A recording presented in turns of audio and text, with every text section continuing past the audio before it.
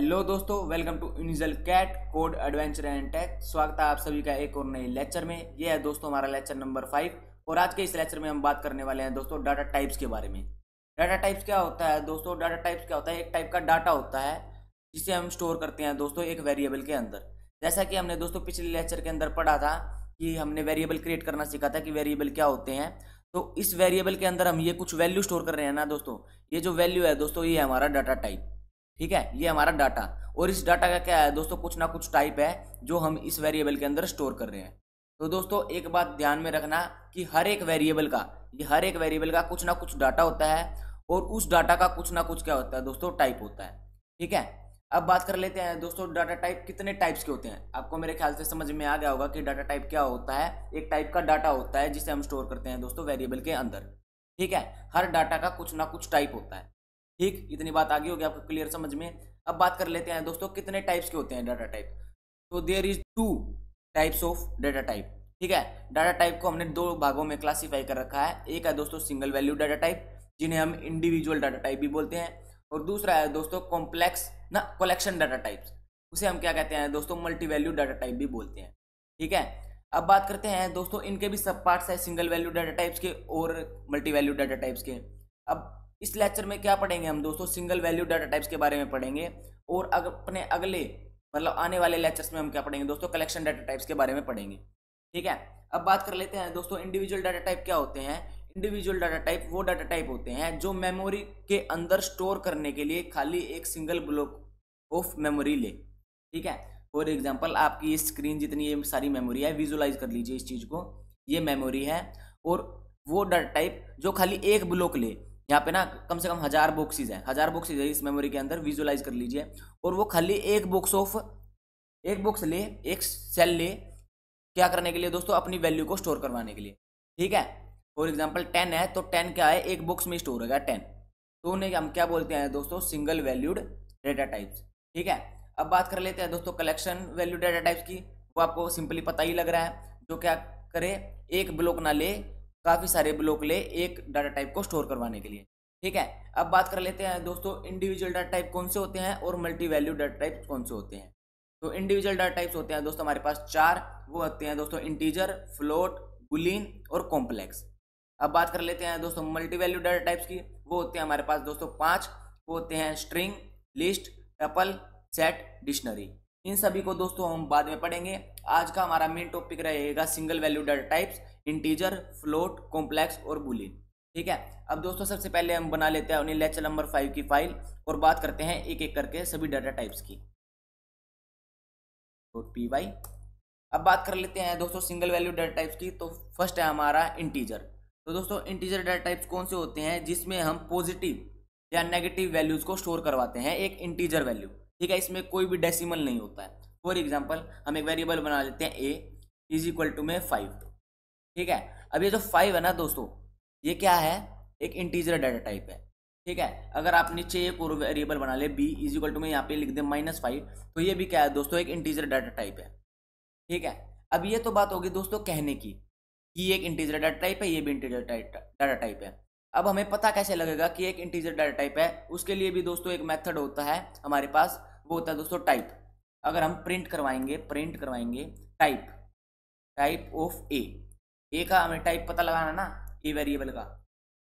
आप चाहे तो सीधा वेरिएबल का नाम लिख सकते हैं या आप सीधा 5 भी लिख सकते हैं।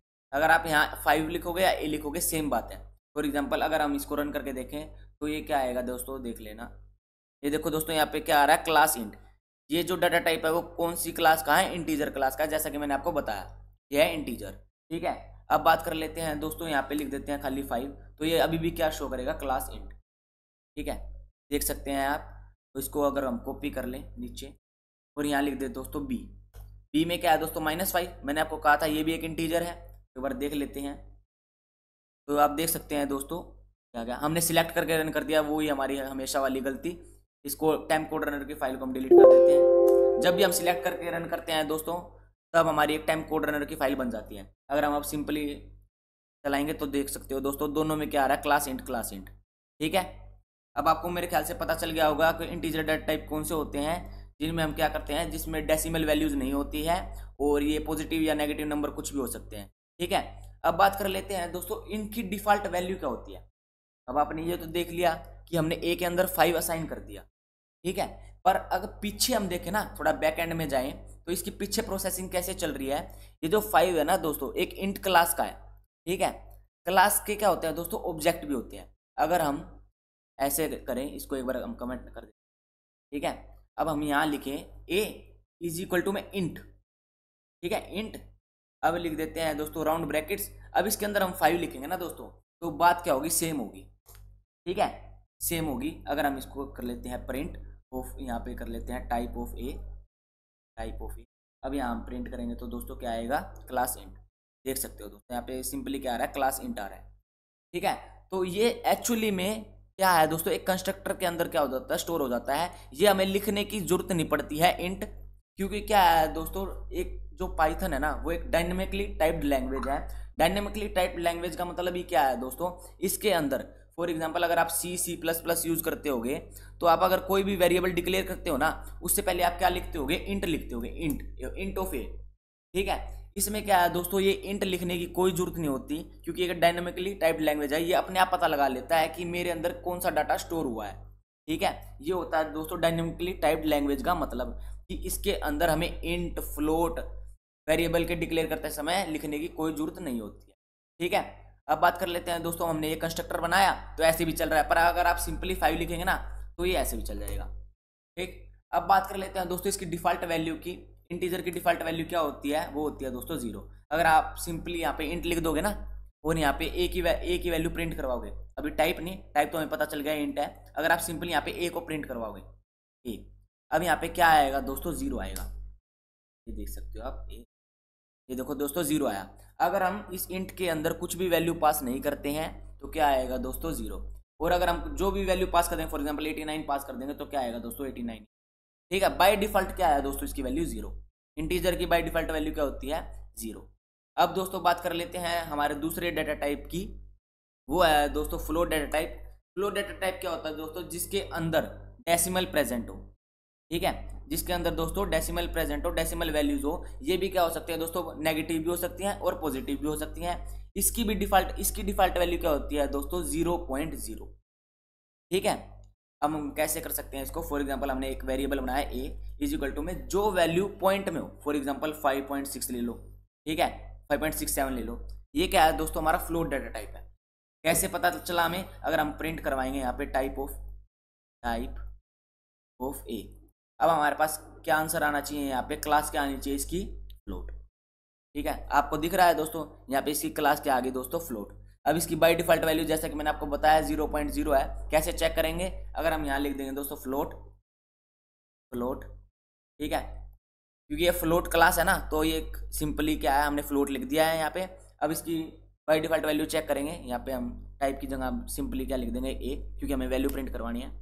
तो क्या आंसर आएगा, 0.0। तो दोस्तों आपको पता चला कि कैसे हमने फ्लोट को जनरेट किया और इंट को जनरेट किया, ठीक है। ये पीछे ही पाइथन की डॉक्यूमेंटेशन में प्री डिफाइंड है कि इंट की क्लास और फ्लोट की क्लास। इंट में क्या स्टोर होगा, खाली इंटीजर वैल्यूज जिसमें डेसिमल नहीं होगी। फ्लोट के अंदर क्या स्टोर होगा दोस्तों, डेसिमल वैल्यूज, चाहे वो नेगेटिव हो चाहे पॉजिटिव हो, ठीक। अगर हम यहाँ पे ऐसा लिखें -8, अब ये भी क्या है दोस्तों, फ्लोट है। हम यहाँ पे टाइप प्रिंट करेंगे, टाइप ऑफ ए, यहाँ पे फ्लोट ही आएगा। तो दोस्तों आपके पास दो तरीके हैं किसी भी डाटा को शो करने के। आप क्या कर सकते हैं, पहले डाटा टाइप लिख सकते हैं, कौन सा डाटा टाइप है, उसके ब्रैकेट के अंदर आप उसकी वैल्यू लिख सकते हैं। पर ये काफ़ी लेंदी प्रोसेस है, ये तो मैंने आपको समझाने के लिए दिखाया था कि पीछे कैसे स्टोर हो रखी है हमारी वैल्यूज़, ठीक है, क्लासेस की फॉर्म में स्टोर हो रखी है पाइथन की डॉक्यूमेंटेशन में ऑलरेडी। आप सिंपली क्या कर सकते हैं, यहाँ पे डाटा को स्टोर करवाते वक्त -8.5 लिख सकते हैं, ठीक है। पाइथन को अपने आप पता चल जाएगा कि हमने कौन सा डाटा स्टोर करवाया, फ्लोट डाटा टाइप स्टोर करवाया। आप देख सकते हैं, ये देख लीजिए, ठीक है। अब बात करते हैं दोस्तों हमारे तीसरे डाटा टाइप की, वो है दोस्तों हमारे पास बूलियन डाटा टाइप। बूलियन में क्या होता है दोस्तों, बूलियन मतलब ट्रू और फॉल्स की फॉर्म में डाटा, ठीक है। फॉर एग्जांपल अगर आप ए को हम क्या करते हैं, ट्रू असाइन करते हैं, तो ये ट्रू क्या है दोस्तों, एक बूलियन वैल्यू है, ठीक है, जिसमें हम ट्रू और फॉल्स स्टोर करवाते हैं, वो होता है दोस्तों हमारा बूलियन डाटा टाइप, ठीक है। ये क्या होता है दोस्तों, ट्रू फॉल्स किस लिए यूज होते हैं वैसे अगर मैं आपको बताऊं तो कंडीशंस को चेक करने के लिए क्या करते हैं हम यूज करते हैं इसको, बूलियन डाटा टाइप्स को। ठीक है, अब बात कर लेते हैं दोस्तों इसकी भी बाय डिफॉल्ट वैल्यू की। बाय डिफॉल्ट वैल्यू हमें ये तो पता चल गया कि बूलियन डाटा टाइप में कितनी वैल्यूज होती हैं, खाली दो ही होते हैं, ट्रू और फॉल्स। इसमें तो हमारी कितनी भी हो सकते हैं, फ्लोट में तो आप 99 ले लो, 1 लाख ले लो, 1 करोड़ ले लो, इसकी तो बात अलग हो गई। पर हम बात करते हैं बुलियन में, तो बुलियन में खाली दो ही वैल्यूज होते हैं, ट्रू और फॉल्स। अगर हम इसकी भी प्रिंट करवाने लग गए टाइप, तो क्या आएगा, print of type of a, type of, इसका क्या आएगा दोस्तों, बूल। तो देख सकते हैं दोस्तों हमारी क्लास के आगे है बूल। अब बात करते हैं दोस्तों फ्लोट की तरह और इंट की तरह, इसकी भी कुछ ना कुछ बाय डिफॉल्ट वैल्यू होगी। उसको निकालने के लिए क्या यूज करना पड़ेगा हमें, बूल, बूल और यहाँ पे राउंड ब्रैकेट्स। अब आप मुझे आंसर में बताइए, आप मुझे नीचे कमेंट में बताइए कि इसकी वैल्यू क्या आएगी बाय डिफॉल्ट। यहाँ पे ये कर लेते हैं, इसकी बाय डिफॉल्ट वैल्यू क्या आएगी, मुझे जल्दी नीचे कमेंट सेक्शन में बताइए। और जिसका कमेंट ठीक हुआ टाइम स्टेप के साथ, उसको हमारी तरफ से मिलेगा दोस्तों कुछ ना कुछ सरप्राइज गिफ्ट। ठीक है, तो आशा करता हूँ आपने नीचे कमेंट कर दिया होगा टाइम स्टेप लगा के। तो अगर हम इसका आंसर प्रिंट करें तो क्या आएगा दोस्तों, फॉल्स। क्यों आया दोस्तों फॉल्स, थोड़ा सा लॉजिक लगाओ, थोड़ा सा। इंट में बाय डिफॉल्ट वैल्यू क्या थी, 0। फ्लोट में बाय डिफॉल्ट वैल्यू क्या थी, 0.0। बूल में बाय डिफॉल्ट क्या वैल्यू होगी दोस्तों, 0 ही होगी। तो 0 का मतलब क्या होता है दोस्तों, फॉल्स, और 1 का मतलब होता है दोस्तों ट्रू। ठीक है, अगर हम यहाँ पे लिख दें 1, ठीक है, और अब यहाँ पे हम प्रिंट करें तो क्या आएगा दोस्तों, देखना ट्रू आ गया। हमने ट्रू थोड़ी ना लिखा, हमने 1 लिखा। अगर हम यहाँ लिख देते हैं दोस्तों 0, तो क्या आएगा दोस्तों, फॉल्स। ये देखो फॉल्स। अगर हम यहाँ पे लिख देते हैं 10, तो क्या आएगा दोस्तों, बताओ नीचे कमेंट सेक्शन में बताओ मुझे, एरर आएगा क्या आएगा। तो दोस्तों ये आएगा ट्रू। क्यों आया है ट्रू, 0 से अलग वैल्यू, 0 से जितनी भी अलग वैल्यू है उसको हम क्या बोलते हैं दोस्तों, ट्रू। ठीक है, अगर हम यहाँ नेगेटिव कर देंगे, फॉर एग्जांपल हमने यहाँ नेगेटिव कर दिया, अब देखते हैं क्या आएगा, अभी भी क्या आया दोस्तों, ट्रू। क्यों आया है, 0 से जितनी भी अलग वैल्यू है, apart from 0 all things are true. ठीक है, सभी को क्या मानता है पाइथन, ट्रू मानता है। ठीक है, ये थोड़े बहुत एक्सपेरिमेंट आप भी करके देखा करो। ठीक है, इससे क्या होता है दोस्तों, अंडरस्टैंडिंग और ज़्यादा बढ़ती है। तो दोस्तों अब बात कर लेते हैं हमारे लास्ट इंडिविजुअल डाटा टाइप की, वो है दोस्तों complex data type. Complex data type क्या होता है दोस्तों, जिसमें होता है इमेजिनरी पार्ट, जिसमें हम वैल्यूज को स्टोर करते हैं, फॉर एग्जांपल आई और जे की फॉर्म में। ठीक है, आई और जे की फॉर्म में, मतलब ए प्लस में 0j। ठीक है, तो ऐसा कुछ हम स्टोर करते हैं। ठीक है, 5 प्लस में 4j, ऐसे हम स्टोर करते हैं, उसे हम क्या कहते हैं दोस्तों, कॉम्प्लेक्स डेटा टाइप। ठीक है, तो दोस्तों कॉम्प्लेक्स डाटा टाइप क्या होता है, रियल और इमेजिनरी पार्ट का क्या होता है दोस्तों, कॉम्बिनेशन होता है। हम देख लेते हैं कॉम्प्लेक्स डाटा टाइप को भी, इसको कमेंट करते हैं कमेंट, और नीचे जाते हैं। हमारा ए वेरिएबल चल रहा है, ए के अलावा कुछ और बना लेते हैं, आपकी बार COM बना लेते हैं। ठीक है, अब कॉम्प्लेक्स डाटा टाइप क्या होता है दोस्तों, जो ए प्लस में BJ की फॉर्म में हो, मतलब फॉर एग्जाम्पल 5 प्लस में 3j। इसमें क्या होता है दोस्तों, रियल प्लस में इमेजिनरी पार्ट का कलेक्शन को हम क्या कहते हैं दोस्तों, कॉम्प्लेक्स डाटा टाइप कहते हैं। अगर हम इसका टाइप प्रिंट करेंगे तो क्या आएगा दोस्तों, टाइप ऑफ होम। इसका क्या आएगा, जल्दी बताओ जल्दी बताओ जल्दी बताओ जल्दी बताओ। अगर आपने बताया कॉम्प्लेक्स तो आप बिल्कुल ठीक हो, कॉम्प्लेक्स ही आया है। ठीक है, अब बात कर लेते हैं दोस्तों बाय डिफॉल्ट वैल्यू की, इंट, फ्लोट और बूल की तरह। इसकी क्या होगी दोस्तों, जल्दी बताओ नीचे कमेंट सेक्शन में, फिर से जल्दी बताना, बिल्कुल करेक्ट बताना कि इसकी बाय डिफॉल्ट वैल्यू क्या होगी, कॉम्प्लेक्स। ठीक है,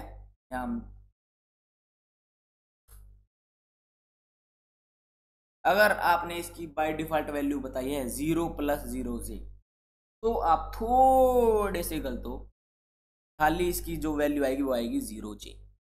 ठीक है, क्यों आएगी, क्योंकि हम शुरू से ही बाय डिफॉल्ट वैल्यू 0 0 0 आ रही है। तो अभी ये थोड़ा सा लॉजिक लगाओ, 0 + 0j, इसका मतलब क्या हुआ दोस्तों, 0j ही तो हुआ। 0 में कुछ भी प्लस करोगे तो वही तो वैल्यू आएगी जो प्लस कर रहे हो आप। ठीक है, तो इसकी जो बाय डिफॉल्ट वैल्यू है वो है दोस्तों 0j। आशा करता हूँ आप सभी को ये चारों data type, individual data type समझ में आ गए होंगे। हमने क्या पढ़ाया दोस्तों, इंटीजर, फ्लोट, बूल, और क्या पढ़ाया है लास्ट, कॉम्प्लेक्स। ठीक है, कॉम्प्लेक्स हमने क्या पढ़ा है, रियल प्लस में इमेजिनरी पार्ट के कॉम्बिनेशन को हम क्या बोलते हैं दोस्तों, कॉम्प्लेक्स बोलते हैं। ठीक है, ये भी ऐसा नहीं है कि इसमें पॉजिटिव वैल्यूज हो, आप नेगेटिव भी ले सकते हैं, पॉजिटिव भी ले सकते हैं, दोनों वैल्यूज को क्या करता है दोस्तों, ये सपोर्ट करता है। ठीक है, अब दोस्तों अगले लेक्चर में हम बात करेंगे कलेक्शन डाटा टाइप की, एक एक करके उन कलेक्शन डाटा टाइप को हम कवर करेंगे। मोस्ट इंपोर्टेंट टॉपिक है दोस्तों, कल से आपका मोस्ट इंपोर्टेंट टॉपिक चालू हो जाएगा, कॉम्प्लेक्स डाटा टाइप, जो काफी इंपोर्टेंट टॉपिक है। सेट हो गए आपके, डिक्शनरी हो गई, लिस्ट हो गई, स्ट्रिंग हो गई और टपल हो गई। ठीक है, अभी तो हमने ये पढ़ लिया इंडिविजुअल डाटा टाइप के बारे में, कल हम पढ़ेंगे दोस्तों कॉम्प्लेक्स डाटा टाइप के बारे में। अगर आपको ये लेक्चर पसंद आया हो, अगर आपको डाटा टाइप्स के बारे में पता चल गया हो कि डाटा टाइप्स क्या होते हैं, कितने टाइप्स के होते हैं, इंडिविजुअल डाटा टाइप होते हैं, कलेक्शन डाटा टाइप होते हैं, इंडिविजुअल डाटा टाइप के भी 4 टाइप होते हैं, कलेक्शन डाटा टाइप के 5 टाइप होते हैं। अगर आपको ये लेक्चर समझ में आ गया हो तो इस लेक्चर को कर देना दोस्तों लाइक, कमेंट और दोस्तों के साथ शेयर, और चैनल को सब्सक्राइब करना तो दोस्तों बिल्कुल मत भूलना। मिलता हूँ आप सभी से अपने नेक्स्ट लेक्चर में, तब तक के लिए गुड बाय, स्टे सेफ, जय श्री राम।